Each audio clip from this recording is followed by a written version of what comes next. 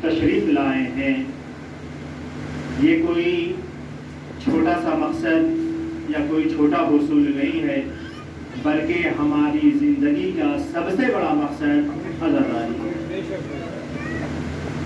یہ اور بات ہے کہ اس دنیا کے اندر عزاداری کی طاقت کو ہم آپ شاید کم پہچانتے ہیں، لیکن دشمنان اسلام، توجہ چاہتا ہوں ایک جملے پر، دشمنان اسلام عزاداری کو شیعت کی سب سے بڑی طاقت مانتا ہے۔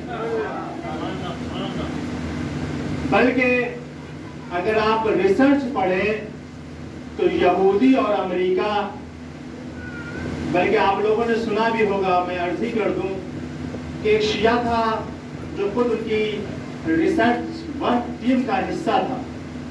جب وہ دنیا کے تمام فرقے کے بارے میں امریکہ کی وجہ سے ریسرچ کر رہا تھا تو آخر میں فرقہ شیعہ کا نمبر آیا اور کہا اب شیعت کی جو ہے کمزوری اور جو طاقت ہے اس کو پیش کرنا ہے۔ اس نے فوراً ریزائن کیا اور لے جا کر اپنے پروفیسر کو دے دیا۔ اس نے کہا میں یہ کام نہیں کر سکتا۔ اس نے کہا بھائی دنیا کے تمام فرقے پہ تم نے اپنے قلم کے جوہروں کو بکھیرا ہے، جب شیعت پہ بات آئی تو تم نے قلم کو روک کیوں دیا؟ یہ استعفا کیسا؟ تو کہا کہ میں کر ہی نہیں سکتا کام۔ تو اس کو نہیں پتا تھا کہ یہ شیعہ ہے، اور ایک شیعہ کچھ بھی ہو نمک حرام نہیں ہو سکتا۔ شیعہ جیسا بھی ہو، جس فرہنگ میں، جس کلچر میں، جس تہذیب میں، جس تمدن میں پلا بڑھا ہو، اگر فرش اعضا کے پاس بیٹھا ہے اور تبرک کھایا ہے تو یہ کبھی بھی نمک حرامی نہیں کر سکتا۔ اس نے کہا ہم نہیں کر سکتے۔ بہت اصرار ہوا، بات اوپر تک پہنچی۔ اس نے کہا ٹھیک ہے ریزائن کرنا کر کے چلے جاؤ، لیکن بتاتے تو جاؤ کہ ریزن کیا تھا۔ اس نے کہا میں خود شیعہ ہوں اور میں بتا نہیں سکتا شیعت کی کمزوری کیا ہے، شیعت کی طاقت کیا ہے۔ یہی ریسرچ ورک جب اسرائیل کے اندر یونیورسٹی کے اندر جب شیعوں کے اوپر تحقیق کی گئی تو اس نے فرسٹ نمبر پہ لکھا شیعوں کی سب سے بڑی طاقت کا نام عزاداری ہے اور سب سے بڑی کمزوری کا نام عزاداری کو ختم کر دینا ہے۔ اب سمجھ میں آیا ہمارا وجود کیا ہے؟ لوگ کہتے ہیں بھائی شیعہ مر جاتے ہیں عزاداری نہیں چھوڑتے، شیعہ مر جاتے ہیں مجلسیں کرنا نہیں چھوڑتے، شیعہ مر جاتے ہیں ماتم کرنا نہیں چھوڑتے، شیعہ مر جاتے ہیں جلوس نکالنا نہیں چھوڑتے، شیعہ مر جاتے ہیں علم نکالنا نہیں چھوڑتے، شیعہ مر جاتے ہیں تابوت نکالنا نہیں چھوڑتے۔ تو آخر یہ کیا ہے ہمیں حسین کی تاثیر کہ خود کو قربان کر دیتے ہیں مگر عزاداری پہ آنچ نہیں آنے دیتے۔ پتا ہے کہ عزاداری ہے تو ہمارا وجود ہے۔ اسی عزاداری کی پہلی چیز جو شروع ہوتی ہے وہ فاتحہ سے ہوتی ہے۔ میں بچوں کے لیے عرض کروں، شاید ایک پیغام بھی ہوگا اور نتیجہ بھی بہت اچھا ہوگا۔ یہ بتائیے کہ آپ لوگ پتہ نہیں کتنی مجلسیں سن چکے ہوں گے، چاہے وہ فاتحہ خانے کی مجلس ہو، چاہے وہ مظلوم کربلا کی مجلس ہو، لیکن عجیب واقعہ ہے، عجیب دستور ہے، عجیب رسم ہے کہ اگر مظلوم کربلا کی مجلس ہوتی ہے تب بھی مولانا ہر مجلس سے پہلے کہتا ہے فاتحہ۔ توجہ چاہتا ہوں ایک جملے پر، ہر مرثیہ خان مرثیہ شروع کرنے سے کہتا فاتحہ۔ تو یہ فاتحہ پڑھواتا کیوں؟ توجہ چاہتا ہوں ایک جملے پر، یہ فاتحہ ہر مجلس سے پہلے پڑھی کیوں جاتی ہے؟ ہر مرثیہ سے پہلے فاتحہ مرثیہ خان کیوں پڑھواتا؟ کبھی آپ نے سوچا بھائی فاتحہ کس کو دی جاتی ہے؟ مردوں کو۔ فاتحہ کا تعلق مردوں سے ہے، لفظ بدل کے کہوں کہ فاتحہ کا تعلق گناہگاروں سے ہے۔ میں کچھ عرض کرنا چاہ رہا ہوں. فاتحہ ہے غیر معصوم سے, فاتحہ کا تعلق ہے مردوں سے. تو بھائی مجلس حسین سے پہلے فاتحہ کیسی؟ کربلا والوں کو تو ہم فاتحہ نہیں دیتے, معصوموں کو تو فاتحہ نہیں دیتے, مظلوم کربلا کو تو فاتحہ نہیں دیتے, سید الشہداء کو تو فاتحہ نہیں دیتے, کیونکہ فاتحہ کا تعلق غیر معصوم سے ہے, فاتحہ کا تعلق مردوں سے ہے, شہیدوں سے نہیں ہے. یاد کر رہا ہوں, ہر بات کھول کے نہیں پڑھی جاتی. ایک سلوات بھیجیے محمد والے. اللہم صلی علی محمد و علی محمد. ایک جملہ عرض کر دوں کہ محبت کے اظہار کرنے سے پہلے جو محبت کرنے میں مزہ ہے, وہ اظہار کے بعد وہ مزہ نہیں رہتا. تو یہ فاتحہ کا تعلق کیا ہے بھائی؟ ہر مجلس حسین شروع ہوتی ہے تو فاتحہ سے. تو فاتحہ کس کو دیتے ہیں؟ ذاکر آیا, ممبر پہ بیٹھا اور کہا فاتحہ. مرثیہ خان نے مرثیہ کھولا, کہا فاتحہ. کس کے نام فاتحہ پڑھتے ہیں؟ میرا آپ سے سوال ہے, یہ بنیادی سوال ہے. فاتحہ کس کو پڑھتے ہیں؟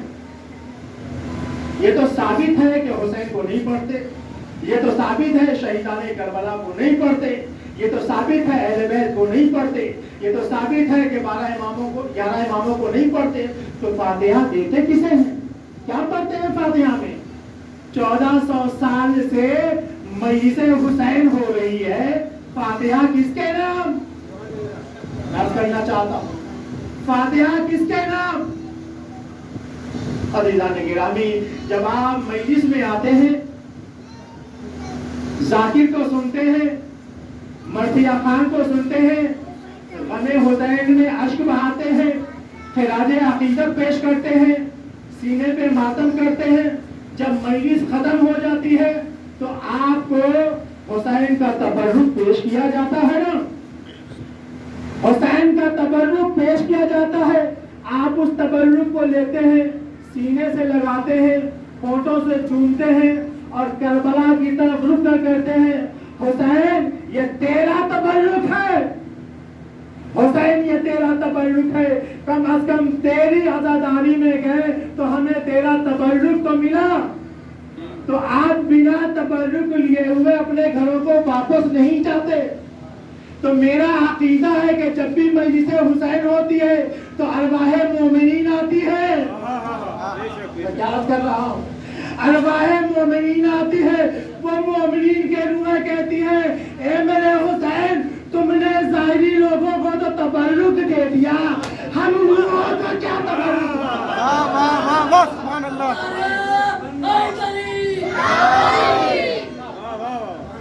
ہم روحوں کو کیا تبرک دیا؟ تو عجب نہیں سید الشہداء آواز دے تو صحیح, چاہے تیرے نام کی مجلس ہو یا میرے نام کی مجلس ہو, ہر مجلس سے پہلے تیرے نام کی فاتحہ پڑھو.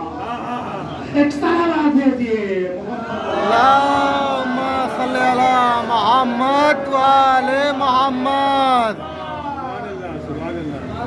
عزیزان گرامی, تو فاتحہ ارواح مومنین ہے جو ہمارے آباء و اجداد کبھی اس مجلس میں آ کر بیٹھا کرتے تھے.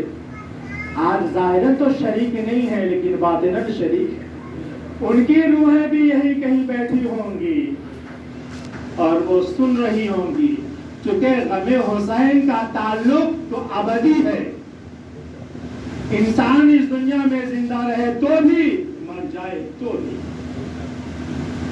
یہ میں نے بچوں کے لیے عرض کیا تاکہ فاتحہ اور نظر میں تھوڑا فرق پیدا کر سکے کہ فاتحہ ہمیشہ مومنین کی روحوں کے لیے ہوتی ہے, معصوموں کے لیے نہیں ہوتی. اچھا ایک بات اور اپنے بچوں کو عرض کر دوں, یہ نظر کیا ہے؟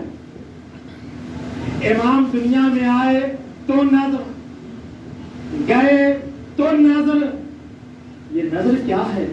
معصوم اس دنیا میں آتے ہیں تو آپ کیا کرتے ہیں؟ بھائی 13 رجب پہ امام علی آ گئے, آپ نے امام علی کے نام سے نظر دلائی. 21 रमजान को मौला अली दुनिया से तशरीफ ले गए तो भी नजर दिलाई। मैं क्या अर्ज कर रहा हूँ, देखिए ये बुनियादी चीजें हैं, बहुत छोटी चीजें हैं, ये बड़े जाकिर आपको बयान नहीं करेंगे, हम जैसे हकीरी बयान करेंगे। एक सलवात भेजिए मोहम्मद वाले। अल्लाहुम्मा सल्ली अला मोहम्मद व आले मोहम्मद। इसलिए कि जब बुनियादी मजबूत नहीं है, बुनियादी कमजोर है, बुनियादी का पता नहीं है, तो क्या हमें हुसैन की मारिफत होगी? ऐसा तो नहीं कि फातिहा हम मुर्दों के लिए पढ़वा रहे थे, हमारे बच्चे हुसैन को दे रहे थे। फर्क को जानना चाहिए कि फातिहा नजर है क्या? अच्छा, तो विलादत में भी नजर, शहादत में भी नजर, कैसे नजर देते थे? क्या कहते हैं आप? नजर का मतलब क्या होता है? पहले नजर का मतलब समझिए कि नजर कहते किसे हैं, नजर होती क्या है, क्या कह के देते हैं आप? एक ही नजर विलादत में भी, एक ही नजर शहादत में भी है ना भाई। सवाल बच्चों से अगर सवाल किया जाए, बेटा विलादत पे पर नजर दिया है, क्या बोला आपने? इमाम को क्या कह के बोला, क्या पेश किया? हमारे बुजुर्गों पे वाजिब है कि अपने बच्चों की छोटी छोटी बुनियादी चीजें उनको बताया जाए, ताकि दीन की जब जड़ मजबूत हो जाती है तो कोई भी सलमान रुश्दी पैदा होता है तो बच्चे बहकते नहीं हैं। अजीजाने गिरामी, मेरा काम था इशारा करना कि आप इन फर्कों को समझें, ताकि कभी भी दोनों को मिक्स न करें। कोई वहाबी आए और हमें कह दे ये क्या बिदअत कर रहे हो भाई, ये क्या कुफ्र बक रहे हो भाई, ये क्या नजर क्या फातिहा, दोनों तो एक ही है ना, तो बच्चों को पता होगा, तभी वहाबियत के मुंह पे तमाचा मारेगा ना। तो अजीजाने गिरामी,